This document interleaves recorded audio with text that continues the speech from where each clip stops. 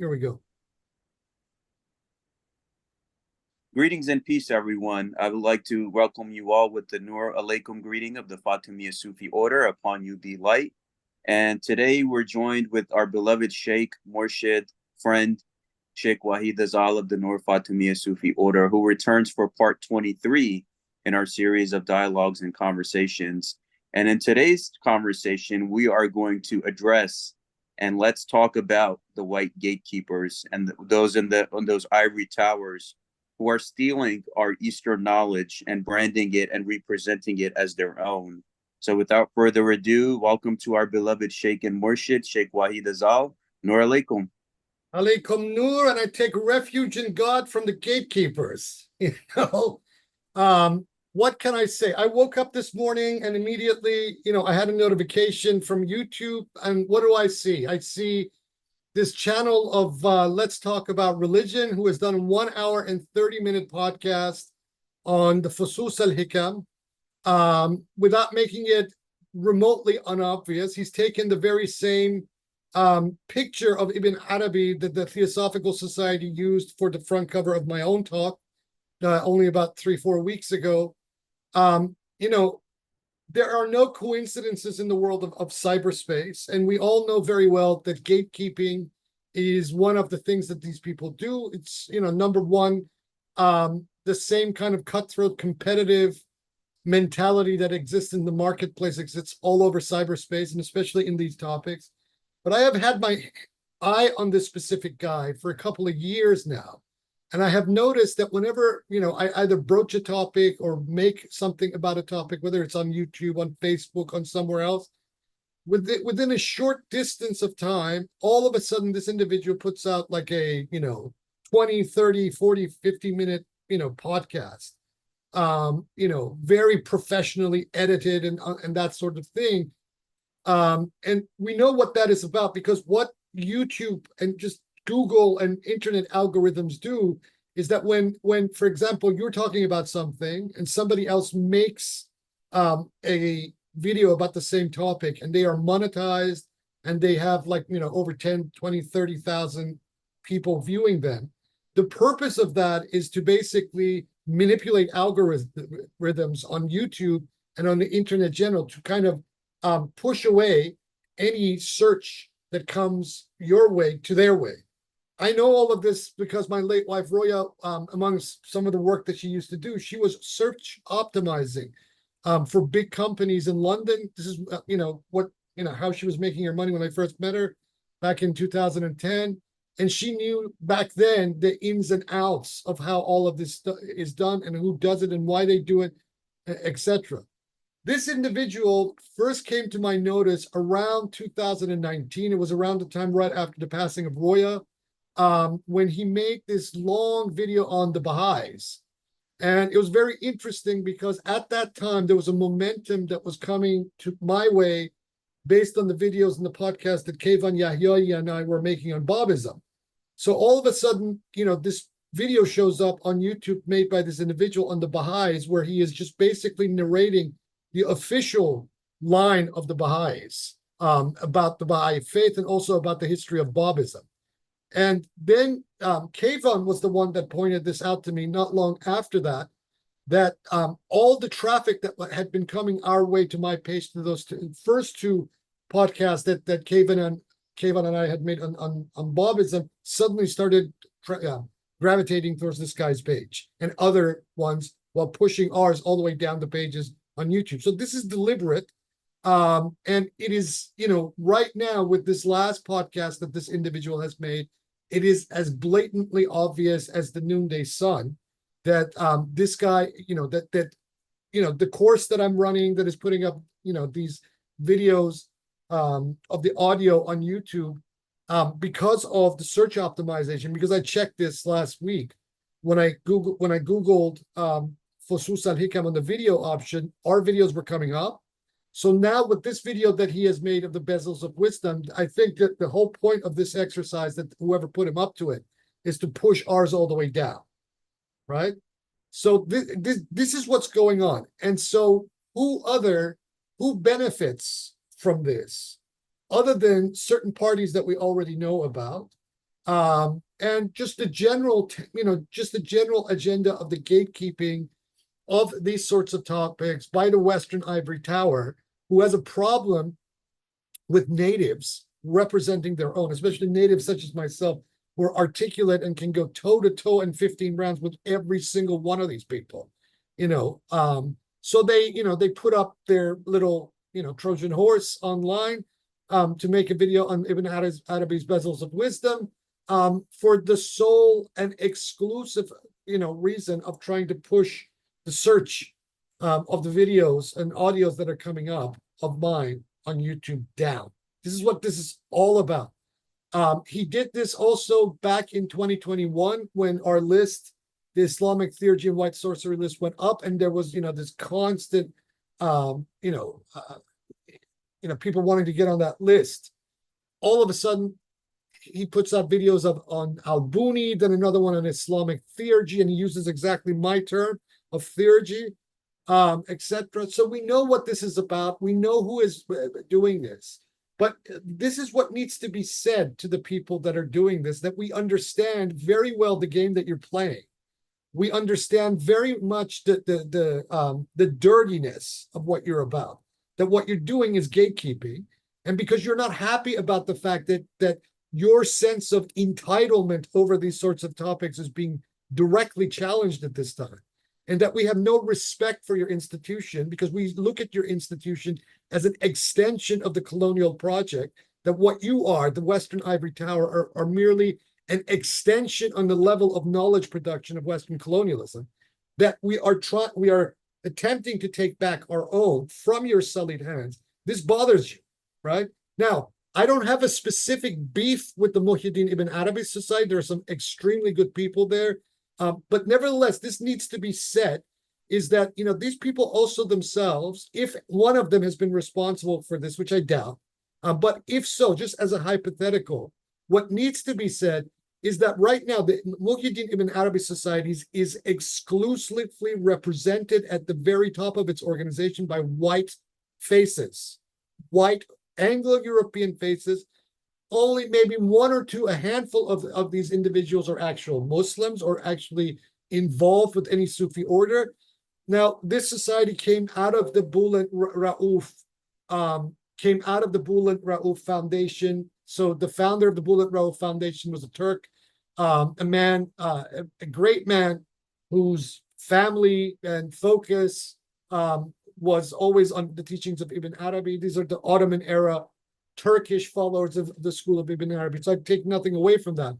But nevertheless, the Muhyiddin Ibn Arabi Society today, at the very top, whether you're looking at the internet, whether you're looking at its editorial board or etc., these are all white Anglo-European faces, right? And this is the thing. The pushback has started, right? And the pushback with me is the following. Either we act as equals, right, where this kind of stuff is concerned, or you got a problem, because we will fight and push back against you, right?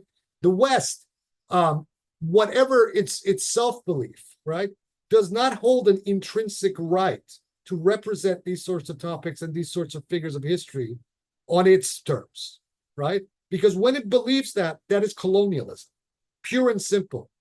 And so, what I'm saying is, thus far, no further. You've crossed the red line, and now you got it coming. We will resist you. And the fact that these sorts of forces online have to go to these sorts of lengths to try to take back what they think is their territory being encroached upon tells you everything you need to know about the mentality of these people and what these people are about. But I am not one to sit back and take this lying down. You bite, I will bite you back 10 times harder. And my track record all over the internet for the last 20, 30 years has proven this solidly to people, that when you cross that line with me, God help you, because I will come after you, all guns blazing. I'll hand it to you. Yes, Sheikh, that's absolutely correct. And I also make a public declaration that with Shaykh Wahid Azal, I stand with him always against all enemies and those that are the enemies of the truth. I also noticed this individual when I first made my video in 2020 on Sheikh Ahmadou Bamba from Senegal, and also another video I made on the Brethren of Purity, the Ikhwan al Safa. And then I noticed like a month later, this guy comes out with the same videos, and my videos were like gaining views and traction. And I'm noticing like what's up with these people. I'm noticing the same thing with the Muhyiddin Ibn Arabi Society, as the Sheikh pointed out. Even the Baba Muhyiddin community in Philadelphia, they're all white faces, and even Coleman Barks from that community translated Rumi and removed all references of Islam and Allah from his poetry. And same thing what I've encountered in the Masonic world, even in the occult world, where Freemasonry and Rosicrucianism borrows heavily from Persian mysticism and Islamic sciences and Sufism, but they never talked about it or gave it any credit. And as soon as I started doing my thing, now they have the copycats out there as well. So, I mean, the Sheikh is right, and I stand with the Sheikh and people who are on the side of humanity.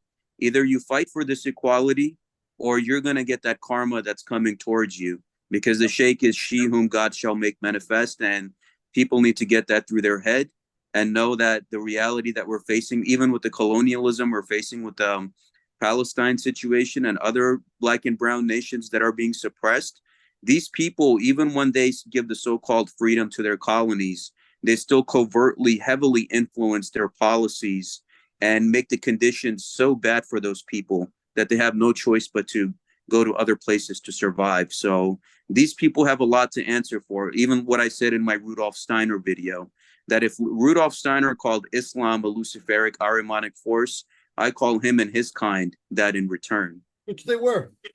I mean, I've been hanging out with the Theosophists here locally in Brisbane. They're extremely nice, good people, very helpful. But let's not forget the fact that whether we're talking about Blavatsky or Steiner, that these people were directly, and this has been proven by a late friend of mine in a couple of academic studies, that these people were directly responsible for the birth of National Socialism in Europe. The ideology, the occult ideology spawned Nazism came directly out of, people like Steiner and Blavatsky. So, I take nothing away from the people now and the local people here who are extremely nice, good people. I take nothing away from them. But this is the truth. And the thing is that where the present situation is concerned, you see this all the time.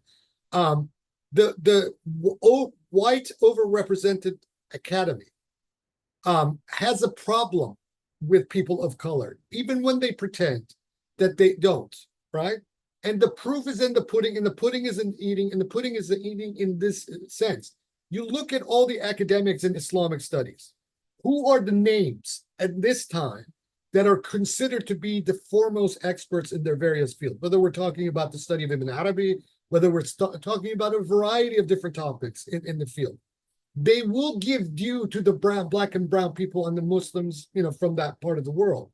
But for example, and I take nothing away from him. I love the man. I love his wife, right? Who will you talk about when you talk about Ibn Arabi in an academic setting? Do you talk about William Chittick, or do you talk about Sawad Hakim? How many people know about Sawad Hakim, which William Chittick himself told me to my face in 1995 that he considered her to be the foremost Ibn Arabi scholar of the age at the time. But yet, in the mindset of the times in the West, right? William Chittick will get the accolades and the kudos, and not Sawad Hakim, right?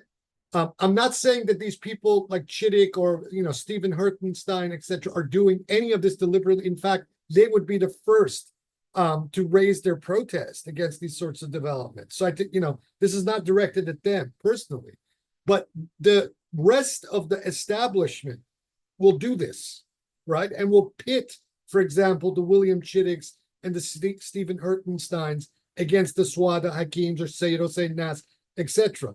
Now, I'm on record for, far and wide saying that I do not like Sayyid Hossein Nas. I consider the man to be corrupt. Yet, even when I say that, on the level of scholarship, I take nothing away from this man. The man has produced some excellent scholarship over his career, and nothing should be taken away from the man in that respect.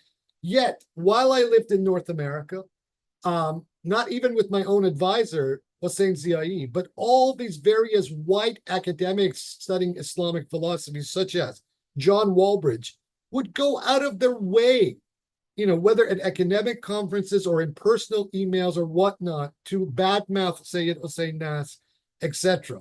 Now, some of the things that Nas has been engaged in has been extremely problematic, and I published and wrote about this in 2016.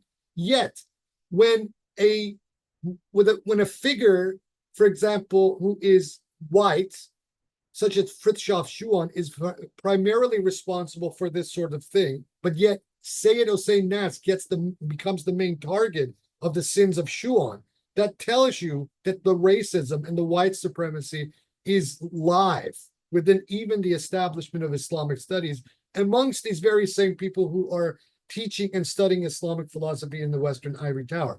At the time, I didn't make that much of it, but over the last couple of years, the more I have gone back to these scenarios in my mind about the 1990s, it has become obvious to me as the noonday sun that this is what is going on.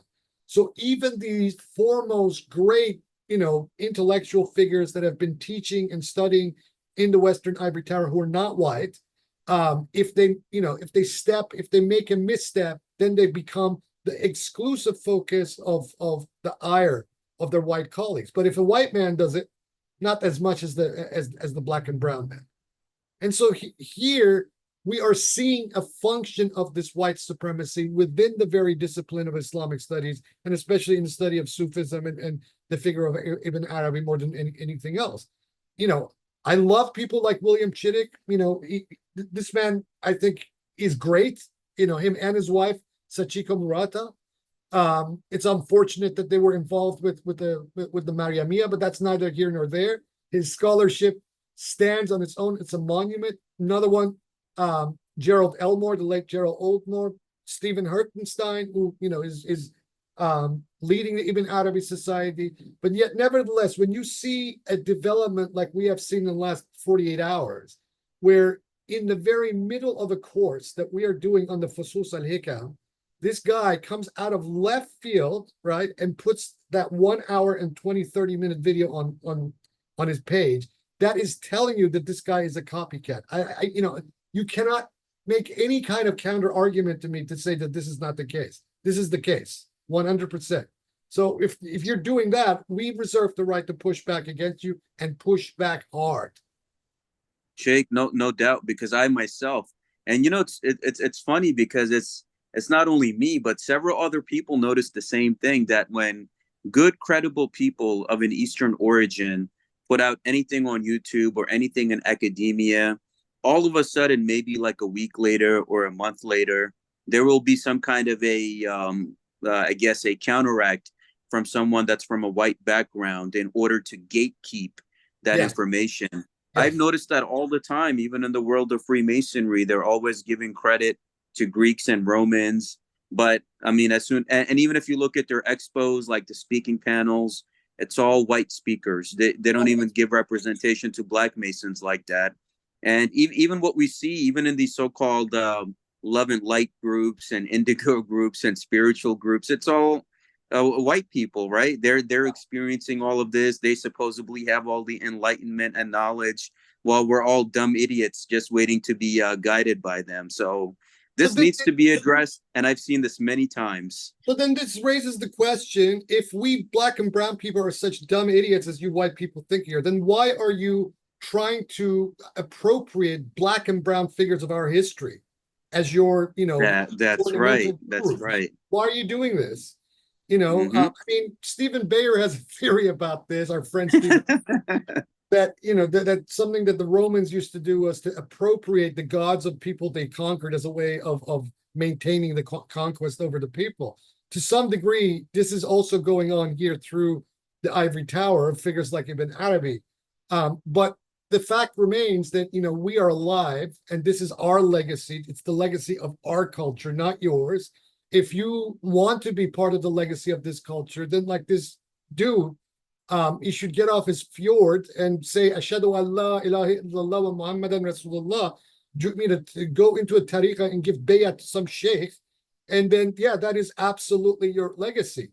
but you can't have your cake and eat it too, and then argue objectivity by appropriating the figures and the topics of our culture, right? And then say, well, I'm not really involved. I'm not really a Muslim. I'm either a Christian or an atheist or a secular. Okay, mofo, if that is the case, then get off your high pedestal, right? And give us back what is ours. We are happy to share with you. We are a generous people. This is what our culture is about, generosity. The guest in our culture, per hadith and per our practice for thousands of years, a guest in our culture is God himself that has come into our midst. This is how we treat guests, right? You don't do that, but this is our custom. So it is not as if that if we are trying to represent our own, we are precluding you from representing it or appreciating it either. That's not what we're saying, because that's not what we're about. But when you do what you do, this is what you're doing. You're trying to appropriate. And so your adab proves, and by your very behavior, you prove that you have no adab, that you're trying to appropriate, that you're a thief more than anything else, right? And for those Muslims and people from the region that then go on this guy's page and fawn over this guy's content and ooh and ah over this, you people are chumps, utterly, completely, 100% chumps. That's what you are. You have no self-respect. You have no sense of yourself. And this is the reason why our region is the way it is because of dumbasses like you who don't know what is what. Sheikh, that's absolutely right, and I've noticed that too. When I was looking through the comments, there was a guy from Bangladesh, and they were all just fawning and drooling over him. And it's unfortunate, the colonial mindset that many people in India, Bangladesh, and Pakistan, and these different places that were once colonized still have to this day.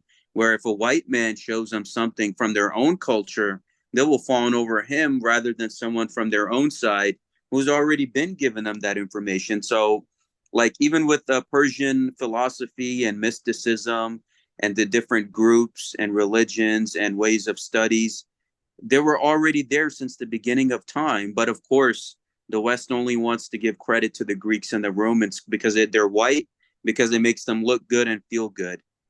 Absolutely. And I tell you this, the worst perpetrators of all of this are people who classify themselves as being liberals, right? With the white conservative, you know exactly what quantity that you're dealing with. It's a known quantity. You know that people like Donald Trump or MAGA are absolute white supremacists. You know that. And they're honest about it. They're not lying. They're not hiding what they are. But with these liberals, these white, liberals, just like Malcolm X said, and just like Malcolm X underscored over 40, 50 years ago, that there is no greater enemy to the black and brown man than these motherfuckers. And it's as simple as that. They will pretend to be your friend, but they are, waiting for that opportunity to put a big knife in your back. And they will do it every single time, guaranteed, these unicorns, as I call them. At the moment, with this surge in the popularity of Donald Trump and with all these white liberals, having a hissy fit and having hysterics in some fashion, I think this is poetic justice. Let them shake in their boots, because they deserve it, because these people are duplicitous to the core. They are spineless and they have no, integrity at all whatsoever. And so they deserve, what they get. Unfortunately, there's a lot of our own people in North America and Europe that are probably going to be targeted by another Trump administration. But nevertheless, this is the situation that we're dealing with, where, we don't have friends amongst these people. And those who pretend to be our friends are not really our friends. However, yes, as I'm saying, thus far, no further. You step out of line and you pull these kind of duplicitous tactics. We reserve the right to push back against you and call you out on it every single time. And there's not a goddamn thing you can do about it. We will do it.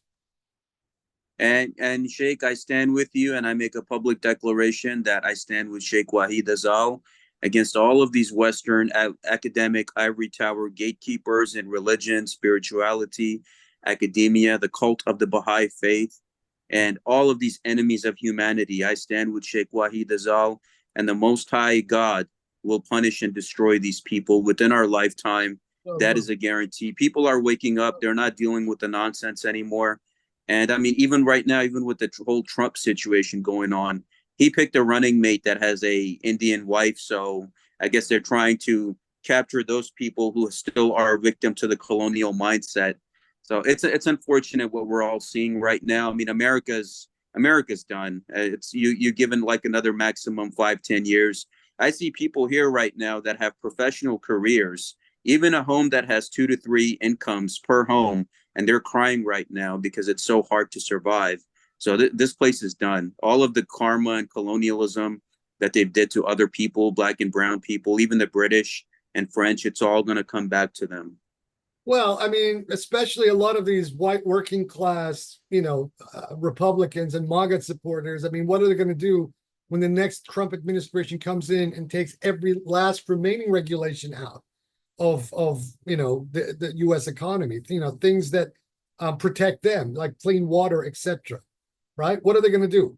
What are they going to do when the responsibility of government in stopping these big businesses or just the private sector in general from screwing everybody? All of these stopgaps are removed. What are they going to do when they're complaining now about their cost of living? What are they going to do when government can no longer stop the hyperinflation or the artificial inflationary cycles that forces certain companies to push up prices without any reason? What are they going to do then when there is no rent control, when their landlord can at a whim change the terms of a contract and push their rent to astronomical levels at the next contract, or even in the middle of a contract? What are they going to do? What are they going to do when their rates go shoot through the roof because their local government can no longer afford to compete with its competitors, its private competitors? What are they going to do? So go ahead, vote for Donald Trump, vote for MAGA. In fact, I encourage you people, all of you, to go vote for this guy, because if stupidity is your calling, then stupidity is your end. And it is by your own hands. We're not doing anything to you. We're just basically sitting there and commenting on your stupidity. So go ahead, go do what you have to do. But my concern is for our own people in that land, our loved ones, our friends, that are going to be at the receiving end of this. So I am encouraging people to seriously think about getting the hell out of North America, not just the United States, but out of North America as a whole. Get out. That place, that house is about ready to crash. It will crash. Donald Trump, more than likely, I would say right now, it's 90% chance will come back into the White House after this election in November. And then that whole house of cards is going to implode. If he even fulfills one promise on his foreign policy, the entire Atlantic alliance since the end of the Second World War will go boom. There will be no more NATO. There will be no more transatlantic alliance of the kind that we have been used to. This will give a green light to the Russians and the Chinese to basically steamroll over anyone and anything that they wish without any interference from the United States. And then this may trigger war. You may have the French and the Germans going to war against the Russians. This thing may get nuclear. And Europe will be turned into a complete basket case, a third world, backwater. So this is not a good situation. And it's not going to change, but primarily the failure is the failure of these very liberals that we're talking about. These people are spineless, they're greedy, they're stupid, self-consumed. They're exactly everything that Malcolm X said these people are. And so, there should be no cooperation with liberals. Right now, here in Australia, a senator of the Labour Party of this country, which is in power, the Labour Party are Democrats of Australia. She's a senator because she voiced her opinion and her support for the Palestinian cause and the Palestinian statehood. Her party came after her in unbelievable terms, forcing her out of the party completely, forcing her to resign from the party. Your voice is gone. So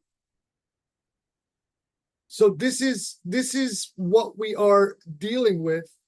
This is what we're dealing with, where these liberals and affiliated in the West cannot be trusted to be the spokespeople and the backers of people from our part of the world. They are part of the problem, and it is as simple as You hear me now, Sheikh? yeah. Now I hear you. Yeah, Oh yeah, sorry about that. My voice went out for a bit. Yeah, what I was saying is you're absolutely right because these liberals, I mean, look at all of the main cities across America that have been gentrified.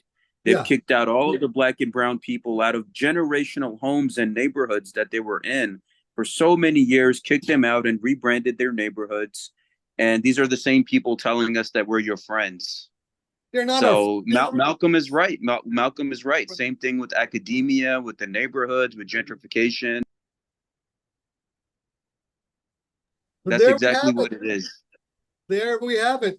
So let's talk about gatekeeping. Is the name of this podcast? And I guess we'll leave it at there. And see what the reaction is to all of this. Well, let's see, because in all storms, I again tell the enemy that you will be destroyed. And I always stand with the Noor FSO and Shaykh Wahid Azal. You're done. Yeah, inshallah. Okay. Well, that's the way it is. Yeah, Noor.